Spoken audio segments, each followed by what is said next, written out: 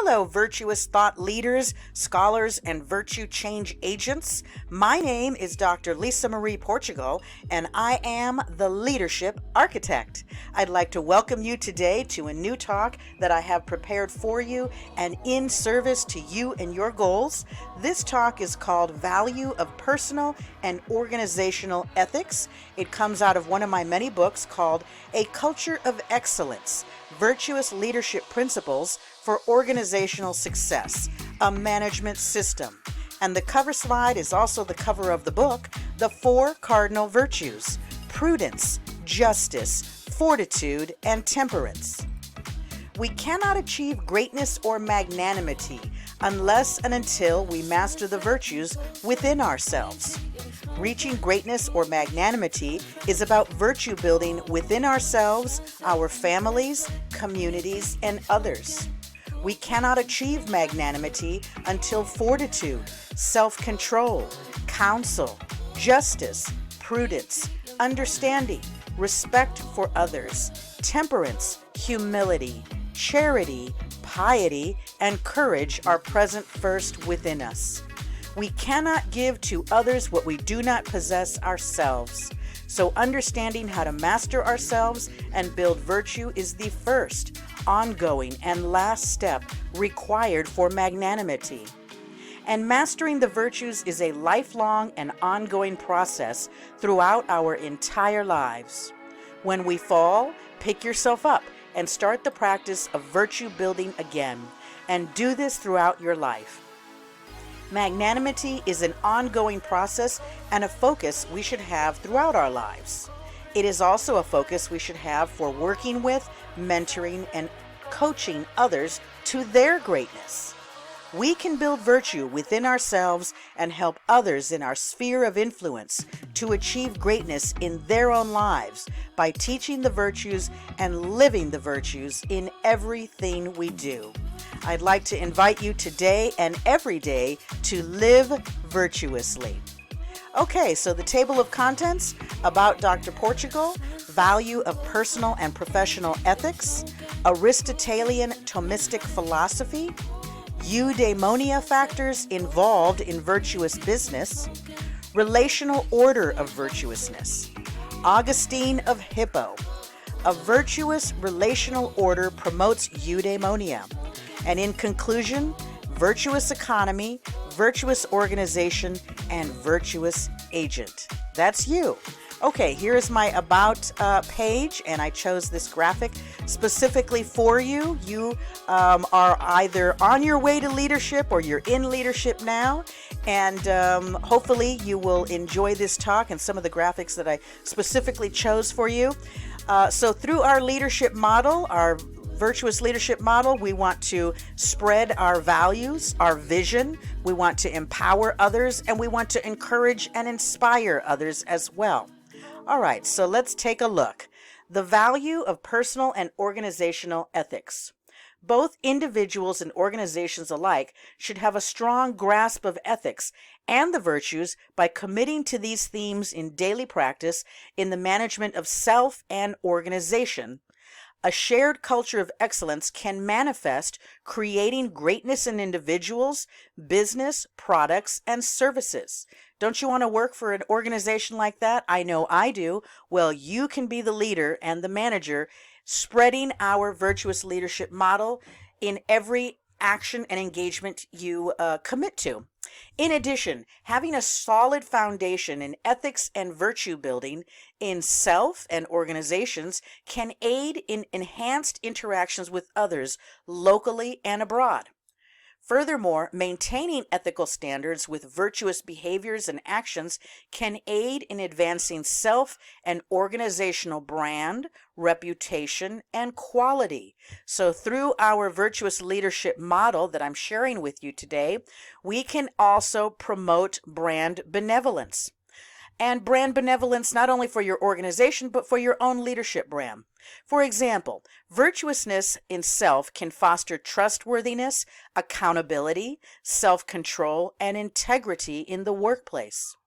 A commitment to organizational virtuousness can foster cohesiveness, team building, collaboration, cooperation, commitment, high standards, fairness, practicality, and logical rules and processes, and conducive environments in the areas of capital, product, market, and regulations.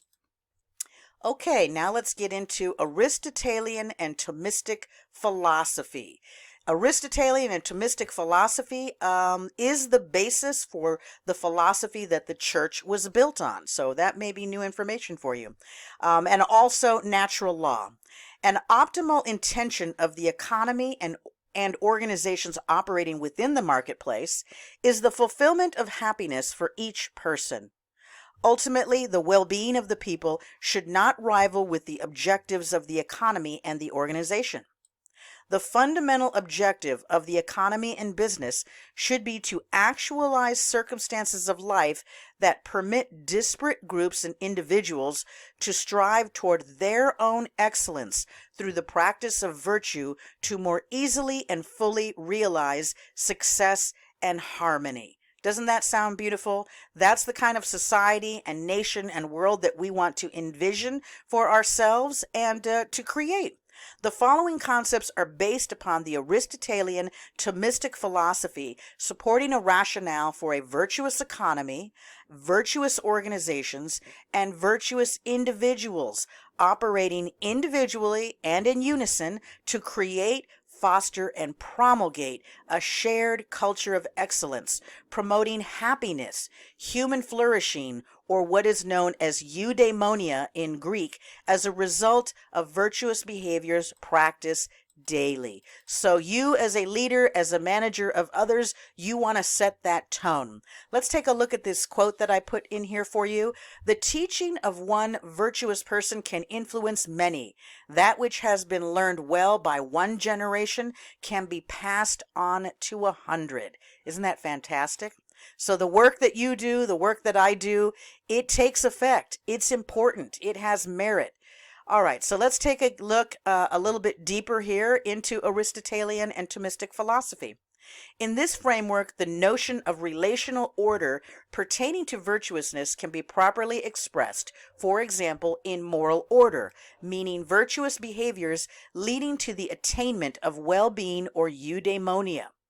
Eudaimonia or Aristotelianism is happiness as a consequence of one's life governed by reason. So we want to be governed by reason and logic rather than allowing others externally or internally to affect our emotions. Organizational order. Strategies and practices incorporating respect for human dignity and virtuous behaviors in the marketplace. And that is part of our responsibility to create a organizational order and a moral order in every circumstance we find ourselves in. Also, economic order, practices and policies providing the fulfillment of both the spiritual and material needs of human beings. Isn't that beautiful? That's the kind of world we want to see. Okay, so let's take a look at these other graphics here. Who can find a virtuous woman? For her price is far above rubies. Proverbs 31:10. That's you. Virtuous man. A virtue is a habitual and firm disposition to do the good. And if you are a gentleman, that is you. Okay, so let's move on. I have some graphics that I created for you. This graphic represents the relationship between virtuousness, the common good, and eudaimonia. So as you can see, I've got my little arrows there. It's kind of self-explanatory. But if we have virtuousness in the middle, right, we want to start with that. On the bottom, you and I, we want to be that virtuous person. We want to create the virtuous organization. We want to create and participate in the virtuous economy, and all for the common good and all for human flourishing. That's what eudaimonia means. Okay, the next graphic, this one also is very simple. As you can see, the moral order at the top. We, as virtuous agents in every interaction and in every situation we find ourselves in, we want to establish and maintain that moral order. We want to work for organizational order, the virtuous organization, and all of us participating together with moral order and virtuous leadership as a model, we can create that organizational order. And then, of course, economic order. We want a virtuous economy with fairness and practicality for everyone. Okay, Augustine of Hippo. I love this quote. Isn't it? This is fantastic. Hope has two beautiful daughters. Their names are Anger and Courage. Anger at the way things are, and courage to see that they do not remain as they are. Isn't that beautiful? And some of you may know Augustine of Hippo was an old church father. So he did a lot of great things, a lot of fantastic writing to establish the church, or to, foster and promulgate that virtuous leadership. He is a model for us of virtuous leadership.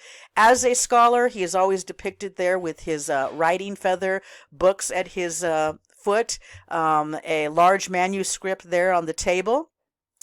And it's beautiful. I had a little story about him, but now I think it escapes me. So, I know. I was just going to basically say that he gives us the incentive to be courageous in everything that we do as leaders. So let's take his leadership model. Here's what I was going to say. Let's have a big picture, visionary outlook. And instead of concentrating on what is, let's look at what could be, and then work towards and find strategies and best practices in leadership to achieve what could be. All right, so the next slide is about a virtuous relational order promotes eudaimonia. A virtuous relational order has the ability to provide a systematized and unified framework of the stakeholders that comprise virtuousness, whereby the economy and organizational order exist for and are subject to the benefit of the moral order. So we're not going to have it backwards as we see it so often in our culture, society, nation, and the world today, putting organizational and economic order first. We want to put moral order first so that economic and organizational order follows through that moral order, right? And for the benefit of all people. Therefore, the economic and organizational orders maintain practical function and means to promote eudaimonia, or human flourishing, which should be the objective of the moral order. In addition, a virtuous relational order should facilitate innovative opportunities for virtuous behaviors by providing useful services and goods, technological advancement and support, and meaningful work. So our job as managers and leaders of others, we want to be able to provide opportunities for virtuous behaviors for others.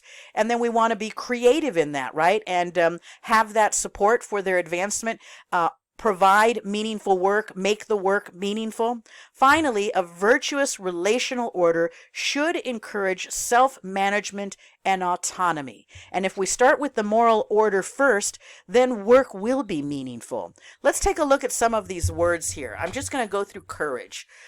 Courage at the top, of course, as Augustine of Hippo has given us the direction to be courageous, the virtue, and then excess. If we're over on courage and we don't have that balance, we can have rashness, right? Hot-headedness. So I know that I have to work on that myself. I don't want to be rash or make rash decisions. Deficiency. If we have a deficiency in that virtue, then we will express cowardice. So this is a really nice chart that you can take a look at more closely later and reflect on each one of these areas. And as we go through and practice virtue building within ourselves, and then help others to practice it as well. So this is a really nice chart that you might want to share with other people that you work with or that you live with. Okay, so in conclusion, virtuous economy, virtuous organization, and virtuous agent. That's you. The notion of virtuousness presented in this discussion is established based upon the Aristotelian Thomistic philosophy, supporting the assertion that the economy, organizations, and individuals share a common objective and interdependently should optimally facilitate happiness, human flourishing, or eudaimonia as a result of institutional and individual virtue in daily practice. So, by changing ourselves and working on virtuousness in every interaction we have, that's how we can change the world and help others as well become virtuous people, virtuous organizations, and have a virtuous economy. The elements comprising the notion of virtuousness included the virtuous economy, virtuous organization, and virtuous agent. This discussion examined the evolution of modern business ethics and the value of personal and organizational ethics. So that's why it's important. I hope I'm breaking it down for you and giving you a mental model that you can reflect on. Here's the reference page. I want to thank you so much for giving me this opportunity to create this talk and all of my other talks for you. It was my pleasure and honor to serve you. God bless you.